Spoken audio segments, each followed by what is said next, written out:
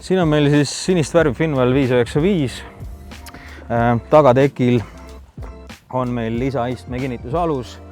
Tagant tulevad siis jump seats ehk istmed hüppavad siis välja tagatekilt. Tekituss, ühendame tekitussiga kohe ära. Siit lülitame tekitussi sisse.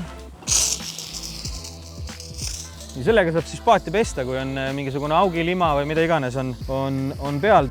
Vedel tuleb siit ilusti välja. Saab ronida vette, käia rühmas.